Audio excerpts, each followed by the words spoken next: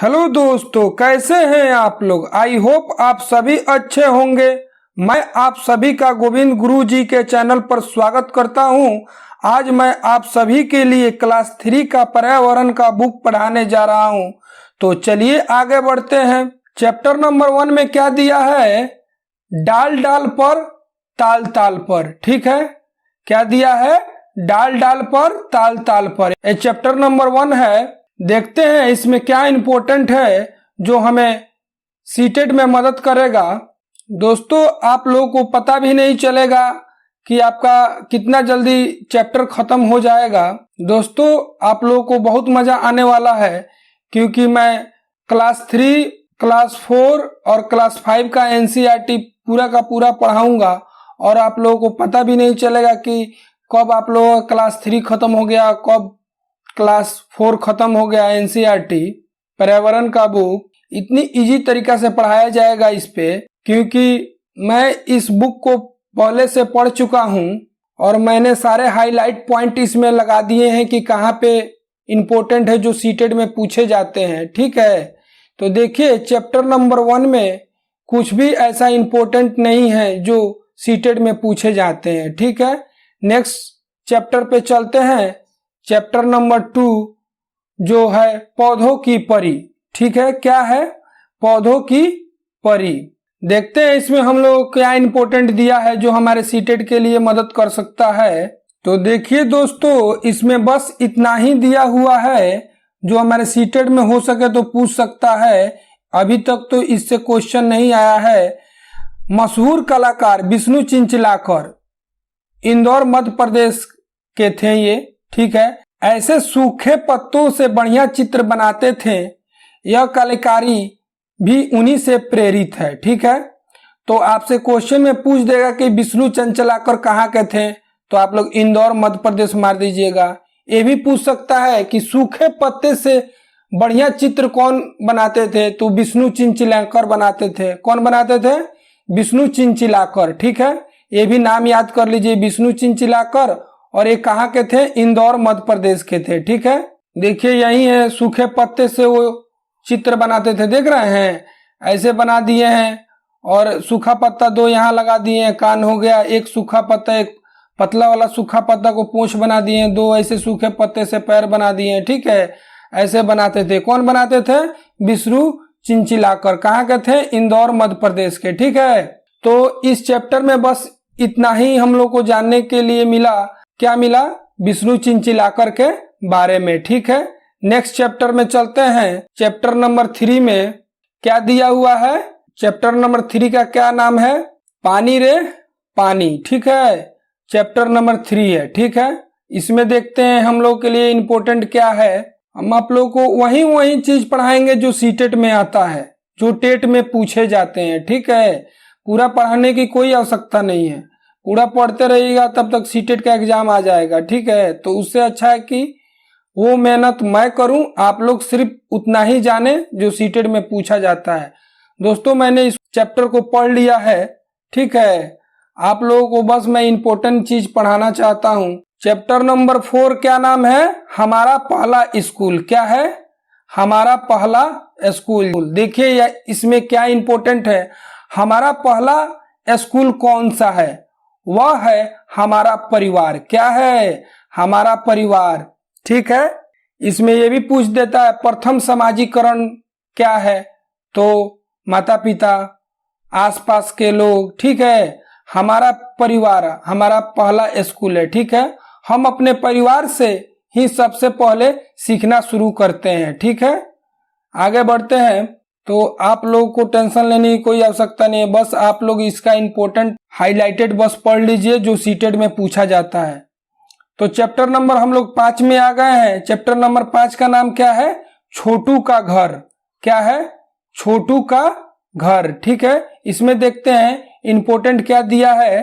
देखिए कितना जल्दी आप लोग का 5 चैप्टर खत्म हो गया। आप लोग पढ़ने बैठते हैं तो सबको एक साथ पढ़ते रहते हैं, अभी तक पता चलता कि अभी एक ही चैप्टर में पढ़े हुए हैं। ठीक है, तो यहाँ पे देख लीजिए, यहाँ पे हम लोग को जो सीटेट में पूछा जाता है उसमें से कुछ पूछ दिया हुआ है। चूहे में देखने की क्षमता कम परंतु सूंघने, छूने और स्वाद वाली क्षमताएं बहुत तीव्र होती है। अभी तक तो इससे भी क्वेश्चन नहीं आया है, हो सके तो इस बार पूछ ले, तो इसलिए मैंने इसको हाईलाइट कर लिया है। क्या कि चूहे में देखने की क्षमता कम परंतु सूंघने, छूने और स्वाद वाली क्षमताएं बहुत तीव्र होती है। ठीक है, आगे बढ़ते हैं। आगे हाँ, यहाँ पे देखिए, यहाँ इससे भी क्वेश्चन बन सकता है। गांधी जी की 150 वर्षगांठ के लिए स्वच्छ भारत अभियान शुरू किया गया। यह हमें एहसास दिलाता है कि स्वच्छता हमारी जिम्मेदारी ही नहीं बल्कि फर्ज भी है। ठीक है, इससे भी क्वेश्चन पूछ सकता है कि एक गांधी जी की 150 वर्षगांठ के शुभ अवसर पर क्या शुरू किया गया था, तो स्वच्छ भारत अभियान शुरू किया गया था। ठीक है, क्या शुरू किया गया था, तो स्वच्छ भारत अभियान शुरू किया गया था। ठीक है, इसको आप लोग ध्यान में रख लीजिएगा। कब किया गया था, 150वें वर्षगांठ पर। ठीक है, 150वें वर्षगांठ पर स्वच्छ भारत अभियान शुरू किया गया था। ठीक है, चलिए तो आप लोग का ये भी चैप्टर समाप्त हो गया। नेक्स्ट चैप्टर पे चलते हैं। चैप्टर नंबर 6 में क्या दिया है, खाना अपना अपना। क्या है चैप्टर का नाम, खाना अपना अपना। ठीक है, तो देखिए इस चैप्टर में हम लोग के लिए इंपॉर्टेंट क्या है, देखते हैं। खाना अपना अपना में क्या हम लोग के लिए इंपॉर्टेंट मिल रहा है जो सीटेट में पूछता है हमेशा। तो चलिए यहाँ से स्टार्ट हो रहा है जो हम लोग को सीटेट में हमेशा पूछे जाते हैं। क्या बोल रहा है यहाँ पे, मैं हांगकांग में रहती हूँ। ठीक है, मुझे और मेरी माँ को सांप खाना बहुत पसंद है। जब भी हमारी सांप खाने की इच्छा होती है तब हम पास के एक होटल में जाकर लिग हू फेन खाते हैं। क्या खाते हैं, लिग हू फेन। सांप से जो डिश बनता है उसका नाम क्या होता है, लिग हू फेन। और ये कहाँ के लोग खाते हैं, तो हांगकांग के लोग बहुत खाते हैं। हांगकांग के लोग जो होते हैं वो सांप से बना हुआ एक डिश खाते हैं जिसका नाम है लिग हू फेन। ठीक है, आगे बढ़ते हैं। आगे देखिए ये जूनी है, ये क्या बोल रही है, मैं कश्मीर में रहती हूँ। सरसों के तेल में बनी मछली मुझे बहुत पसंद है। ठीक है, कश्मीर में मछली किससे बनता है, सरसों का तेल से बनता है। ठीक है, एक बार हम गोवा गए थे, वहां हमने मछली खाई पर स्वाद बहुत ही अलग था। माँ ने कहा, अरे यह तो नारियल के तेल में बनी समुंदर की मछली है, स्वाद तो अलग होगा ही। ठीक है, तो गोवा के लोग, कहाँ के लोग, गोवा के लोग। ठीक है, देखिए यहाँ पे दिया हुआ है, मछली को किस में बनाते हैं, नारियल के तेल में। किस में बनाते हैं, नारियल के तेल में। गोवा के लोग, कहाँ के लोग, गोवा के लोग नारियल के तेल में मछली को बनाते हैं। ठीक है, आप याद रखिए, ये पूछता है डायरेक्ट सीटेट में कि नारियल के तेल में पकी हुई मछली कहाँ खाया जाता है, तो आपको बताना पड़ेगा गोवा में। सरसों के तेल में पकी हुई मछली कहाँ खाया जाता है, तो आपको बताना होगा कश्मीर में। ये डायरेक्ट सीटेट में पूछता है। ठीक है, आगे बढ़ते हैं। आगे देखिए ये क्या बोल रहा है, मैं केरल में रहता हूँ। मुझे सबसे अच्छी 2 चीजें लगती है जो चीजें मेरे घर के आंगन में ही उगती है। ठीक है, ये डायरेक्ट इसी तरह से सीटेट में पूछता है, घर के आंगन में उगाया जाता है और उसको नारियल के करी के साथ खाया जाता है। क्या नाम है, टेपिकुआ। एक ऊपर ऊंचे पेड़ पर और दूसरे जमीन के नीचे बस नारियल डली हुई किसी भी करी के साथ उबला हुआ टेपिकुआ मिल जाए तो क्या मजा आ जाता है। ठीक है, तो केरल में क्या खाया जाता है, टेपिकुआ। टेपिकुआ को हम लोग साबूदाना भी बोलते हैं। ठीक है, हम लोग की तरफ पूजा वगैरह लोग करता है तो उसमें खाता है फरहार के रूप में साबूदाना, उसी को टेपिकुआ बोला जाता है। ठीक है, डायरेक्ट क्वेश्चन सीटेट में पूछता है कि घर के आंगन में उगाया जाता है, क्या नाम है, किस जगह पे है, तो केरल में है। क्या नाम है, तो टेपिकुआ है। तो ये सब आप नाम याद कर लीजिए, ये डायरेक्ट सीटेट में पूछता है। 15 क्वेश्चन एनसीईआरटी से पूछता है। देखिए सीटेट में 150 क्वेश्चन होते हैं जिसमें 75 क्वेश्चन पेडागोजी होता है और 75 क्वेश्चन कंटेंट होता है। ठीक है, ईवीएस में क्या है कि 15 नंबर पेडागोजी होगा और 15 नंबर का कंटेंट पूछेगा जो एनसीईआरटी से बुक से होगा, क्लास 3 से, क्लास 4 से और क्लास 5 से। ठीक है, आगे बढ़ते हैं, ये भी चैप्टर आपका खत्म हो गया। नेक्स्ट चैप्टर पे चलते हैं। चैप्टर नंबर क्या है? ये चैप्टर नंबर 7 है। ठीक है, क्या नाम है? बिना बोले बात। क्या है? बिना बोले बात। आगे बढ़ते हैं, इसमें क्या इंपॉर्टेंट दिया हुआ है, बस आप लोगों का सपोर्ट चाहिए। मैं आप लोगों के लिए दिन रात मेहनत कर रहा हूं दोस्तों कि आप लोग सक्सेस हो जाएं, आप लोग भी टीचर बने, ठीक है, और हमारे देश की भविष्य को सुधारे। ठीक है, तो इस चैप्टर में वैसे कुछ खास नहीं था जो हम लोग के लिए इम्पोर्टेंट था। आगे बढ़ते हैं चैप्टर नंबर 8 में। चैप्टर नंबर 8 में क्या दिया हुआ है? पंख फैलाएं उड़ते जाएं। चैप्टर का नाम क्या है? पंख फैलाएं उड़ते जाएं। ठीक है, देखते हैं इसमें क्या इंपॉर्टेंट है। देखिए कितना जल्दी जल्दी आप लोग का चैप्टर खत्म हो रहा है, देख रहे हैं ना। आप लोग पढ़ते तो इसको सबको पढ़ना पड़ता। देखिए यहाँ पे आप लोग का इंपॉर्टेंट मिल गया। क्या दिया है? क्या तुमने कभी ध्यान दिया है कि पक्षियों के उड़ने, चलने और गर्दन घुमाने के तरीके अलग अलग हैं। मैना झटाक से अपनी गर्दन आगे पीछे करती है, उल्लू तो अपनी गर्दन पीछे तक घुमा सकता है। क्या तुम ऐसा कर सकते हो? सीटेट में डायरेक्ट क्या पूछता है कि कौन ऐसा पक्षी है जो अपना गर्दन झटाक से आगे पीछे करती है, तो वो मैना है। ये भी पूछता है कौन ऐसा पक्षी है जो कुछ हद तक अपने गर्दन को पीछे तक घुमा सकता है, तो वो उल्लू है। क्या है? वो उल्लू है। 180 डिग्री तक घुमा लेता है वो। ठीक है, तो क्या है? वो उल्लू है, गर्दन को पीछे तक घुमा लेता है। ठीक है, ठीक है, आगे बढ़ते हैं। आगे इसमें कुछ खास नहीं दिया हुआ है, ये भी चैप्टर आपका खत्म हो गया। ठीक है, नेक्स्ट चैप्टर में चलते हैं। Chapter number 9। ठीक है, चैप्टर नंबर 9 का क्या नाम है? बादल आया बारिश लाया। क्या नाम है? बादल आया बारिश लाया। ठीक है, इसमें देखते हैं क्या इंपॉर्टेंट है हमारे लिए, जो हमारे सीटेट में काम आएगा। इसमें भी कुछ इंपॉर्टेंट नहीं है हमारे लिए। ठीक है, इसमें भी कुछ हमारे लिए इंपॉर्टेंट नहीं है।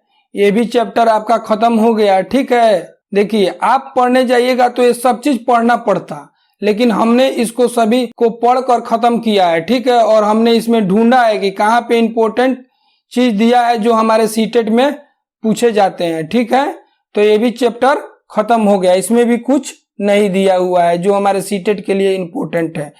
चैप्टर नंबर 10 में चलते हैं। 10 में क्या दिया है? पकाएं खाएं। चैप्टर नंबर 10 का क्या नाम है? पकाएं और खाएं। देखते हैं इसमें कुछ इंपॉर्टेंट हो तो। ठीक है, तो देखिए यहाँ पे कुछ इंपॉर्टेंट मिला हुआ है। यहाँ पे क्या दे रहा है? तुमने देखा खाने की चीजें तरह तरह से पकाई गई हैं, कोई सेक कर तो कोई तल कर, किसी को भूनते हैं तो किसी को भाप में पकाते हैं। तो ये भी क्वेश्चन पूछता है कि खाना कैसे पकाते हैं, तो बता सकते हैं सेक कर, तल कर, भून कर। ठीक है, कैसे कैसे पकता है खाना?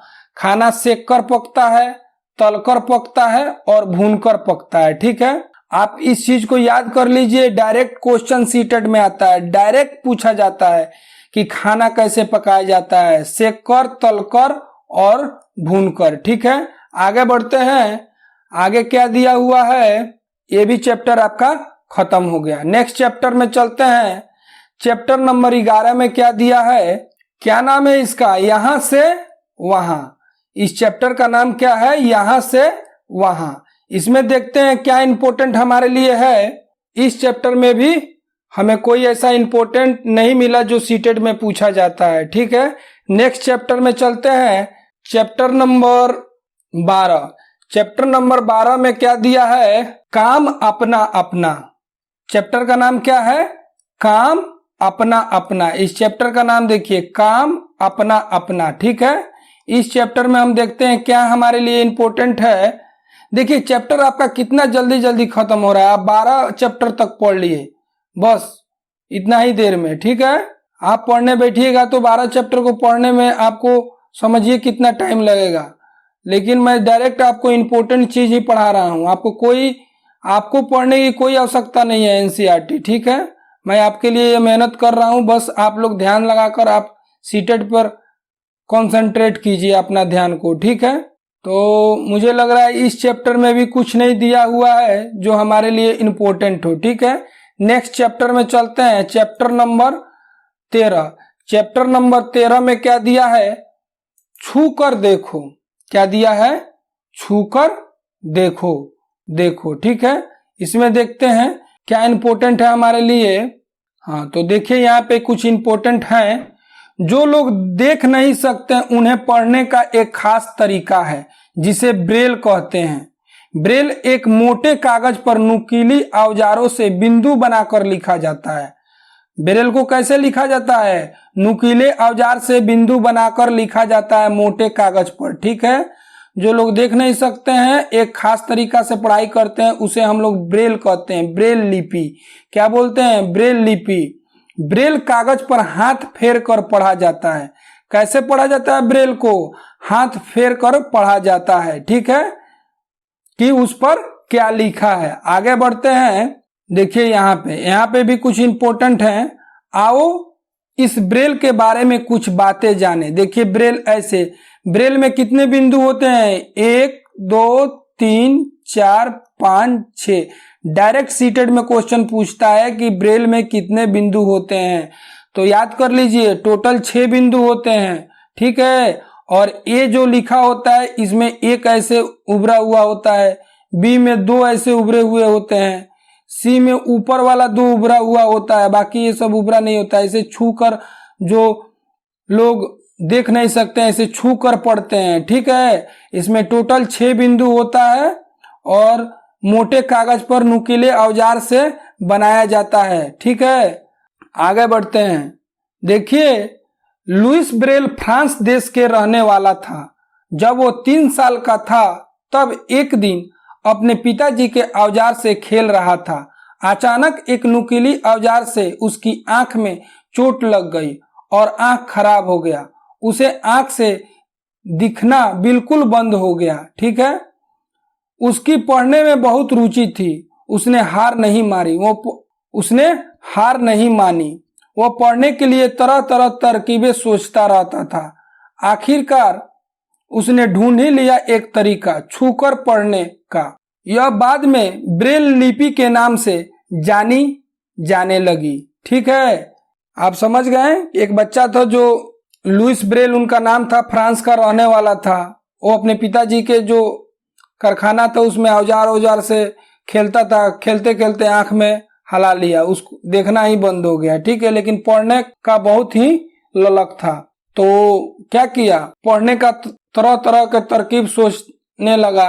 बाद में उसे एक तरकीब उसने ढूंढ ही लिया छूकर पढ़ने के लिए, जिसको हम लोग ब्रेल लिपि के नाम से जानते हैं।